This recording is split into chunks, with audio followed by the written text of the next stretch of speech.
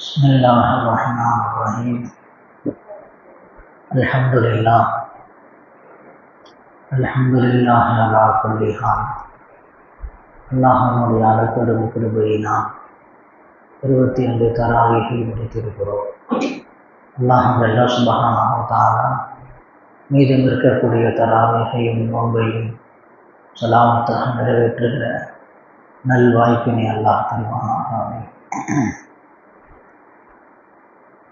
குர்ஆனில் கூறப்பட்டுள்ள ஆச்சரியமான சில செய்திகளில் இன்றைக்கு ஹஜ்ரத் யூசுப் அலைஹிஸ்ஸலாம் அவர்களினுடைய ஆடையின் பரக்கத் குறித்து நாம் பார்க்க இருக்கிறோம். அல்லாஹ் ஜல்ல சுப்ஹானஹு வ தஆலா யூசுப் சூராவில் யூசுப் அலைஹிஸ்ஸலாம் அவர்களினுடைய வரலாறை அல்லாஹ் சொல்கிறான். யூசுப் அலைஹிஸ்ஸலாம் அவங்க ஒரு கனவு காண்பாங்க. அந்த கனவின் காரணமாக சகோதரர்கள் போராமை ஏற்பட்டு தங்களோடு ஹஜ்ரத் யூசுப் அலைஹிஸ்ஸலாம் அவர்களை அழைத்து சென்று ஒரு கிணற்றுக்குள் தள்ளிவிடுவார்கள்.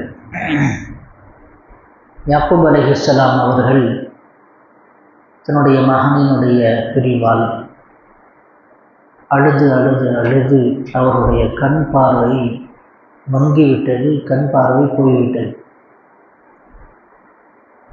தன்னுடைய மகனுடைய பிரிவின் காரணமாக கிட்டத்தட்ட 40 ஆண்டுகள் அல்லாஹ் ஜல்ல சுப்ஹானஹு வ தஆலா யாக்கூப் அலைஹிஸ்ஸலாம் அவர்களையும் யூசுப் அலைஹிஸ்ஸலாம் அவர்களையும் அல்லாஹ் தஆலாவுடைய ஏற்பாட்டின் பிரகாரம் பிரிந்திருந்தான்.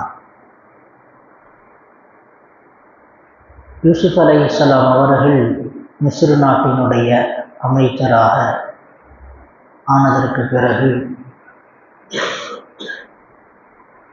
அந்த ஊரில் உள்ள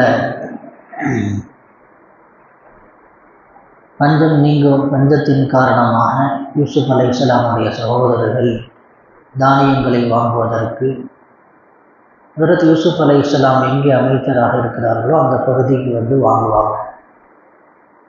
அடையாளம் கண்டு கொள்வாங்க. யூசுப் நபி தான் சொல்லி யூசுப் நபிகிட்ட மன்னிப்பு கேட்பாங்க. யூசுப் அலைஹிஸ்ஸலாம் மன்னித்து அத்தாவை பற்றி விசாரிப்பாங்க. தந்தை எப்படி இருக்கிறாங்க, யாக்கூப் அலைஹிஸ்ஸலாம் எப்படி இருக்கிறாங்க.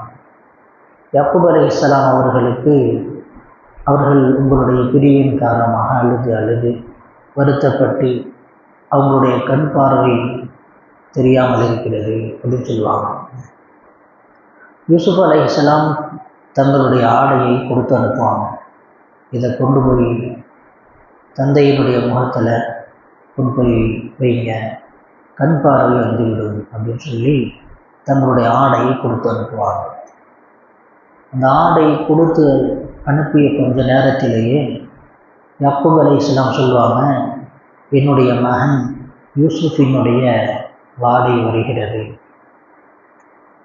யாக்கூப் அலைஹிஸ்ஸலாம் இருப்பது கன்ஆனில், யூசுப் அலைஹிஸ்ஸலாம் அவர்கள் இருப்பது மிஸ்ரில் இருக்காங்க. ரொம்ப தூரம், மிஸ்ருக்கும் கன்ஆனுக்கும் ரொம்ப தூரம்.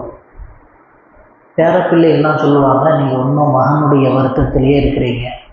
யூசுப் அலைஹிஸ்ஸலாம் போய் இத்தனை வருஷமாகுது, யூசுப் அலைஹிஸ்ஸலாமுடைய வாடை வருகிறதுங்கிறீங்க, இன்னும் அதே நினைப்பிலே தான் இருக்கிறீங்க, அந்த நினைப்பு விட்டு உங்களுக்கு வேறு நினைப்பே இல்லை அப்படின்னு சொல்லி பேரப்பிள்ளைகள்லாம் பேசுவாங்க. ஆனால் யூசுப் நபியினுடைய சகோதரர்கள் யூசுப் நபியினுடைய ஆடையை கொண்டு வந்து தந்தையினுடைய முகத்தில் வைப்பாங்க, பார்வை வந்துவிடும். அல்லாஹ் தஆலா அதை குர்ஆனில் சொல்லி காட்டுகிறான். ஃபலம்மா அன்ஜா அல் பஷீரு அல்காஹு அலா வஜ்ஹிஹி ஃபர்தத்த பஷீரா. நம்ம கொஞ்சம் யோசித்து பார்க்கணும். ஒரு ஆடை, நல்லோர்கள் பயன்படுத்திய ஆடை, அதை கண்ணில் வச்சா கண் பார்வை வருமான் என்று சொன்னால் வரும் என்பதற்குண்டான ஆதாரம் தான் அல்லாஹ் தஆலா சொல்லி காட்டுறான். நல்லோர்களினுடைய ஆடையில் பரக்கத் இருக்கிறது. நல்லோர்களினுடைய ஆடை, அவர்கள் பயன்படுத்திய பொருட்கள், அதன் மூலமாக இந்த உலகத்தில் ஏராளமான நபர்கள் ஷிஃபாவை அடைந்திருக்கிறார்கள். ஹஸரத் இமாம் அஹ்மது இப்னு ஹம்பல் ரஹ்மத்துல்லாஹி அலைஹி அவர்களை முஅத்தஸிலாக்கள், அப்பொழுது வாழ்ந்த அரசர், குர்ஆன் மஹ்லூகா கைர மஹ்லூகா என்ற பிரச்சனையில் அவர்களை சிறைச்சாலையில் போட்டுருவாங்க, கடுமையாக துன்புறுத்துவாங்க. இமாம் அஹ்மது இப்னு ஹம்பல் பயங்கரமாக சித்திரவதைக்கு ஆளானதற்கு பிறகு ஒவ்வொரு நாளும் அடிவிழும், துன்புறுத்துவாங்க. இப்படி சிறைச்சாலையில் கஷ்டப்பட்டு கொண்டிருக்கிற போது இமாம் அஹ்மது இப்னு ஹம்பல் ரஹ்மத்துல்லாஹி அவர்களுடைய உஸ்தாத் இமாம் ஷாஃபிஈ ரஹ்மத்துல்லாஹி அவங்களுடைய கனவுல அல்லாஹ் தஆலா ஒரு கனவுல ஒரு செய்தியை காட்டுவான். நபி ஸல்லல்லாஹு அலைஹி வஸல்லம் அவர்கள் இமாம் ஷாஃபிஈ ரஹ்மத்துல்லாஹுடைய கனவுல வந்து அஹ்மது இப்னு ஹம்பல் ரஹ்மத்துல்லாஹி அவர்களுக்கு சுப செய்தி இருக்குன்னு சொல்லுவாங்க.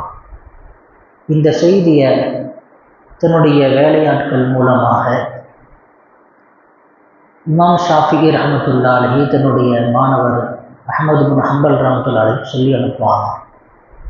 நபி அவங்க உங்களுக்கு சுப செய்தி இருக்குன்னு சொல்லியிருக்கிறாங்க, எனவே கவலைப்படாதீங்க அப்படின்னு சொல்லி அனுப்புவாங்க. இந்த சுப செய்தி கிடைத்ததின் காரணமாக அந்த வேலையாட்கள்கிட்ட ஏதாவது கொடுத்து அனுப்பணுமேங்கிறதுக்காக வேண்டி இமாம் அஹ்மது இப்னு ஹம்பல் ரஹ்மத்துல்லாஹி தங்களுடைய ஆடையை கொடுத்து அனுப்புவாங்க. இமாம் ஷாஃபிஈ ரஹ்மத்துல்லாஹி அந்த வேலையாட்டில் வந்து அதிகமான விலையை கொடுத்து அஹ்மது இப்னு ஹம்பல் ரஹ்மத்துல்லாஹி அவர்கள் பயன்படுத்திய ஆடையை வாங்கி கொள்வாங்க. ஏன்னா அது பரக்கத்து நிறைந்த ஆடை.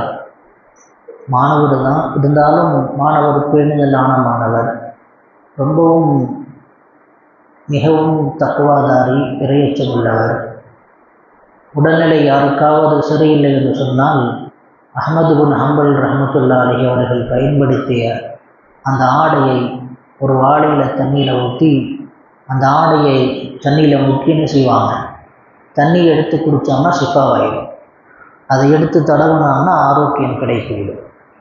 இப்படி நல்லடியார்கள் பயன்படுத்திய ஆடையின் மூலமாக இந்த உலகத்தில் ஷிஃபாவை அடைந்தவர்கள் ஏராளமானவர்கள். ஹஸரத் உமர் ரலியல்லாஹு அன்ஹு ஆட்சி காலத்தில் ஒரு இடத்துல தீப்பிடித்துடும். தீப்பிடித்து அது பரவிக்கொண்டே இருக்கும்.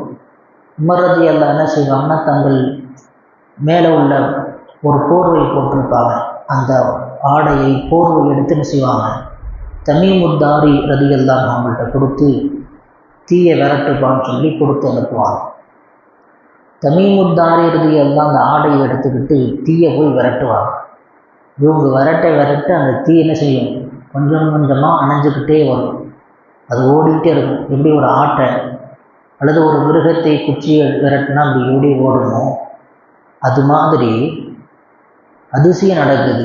நல்லடியார்களுடைய பயன்படுத்திய இந்த ஆடை பக்கத்தில் கொண்டு வர தீ நகர்ந்து கொண்டே சென்று போய் கடைசியில் அணைந்து விட்டது.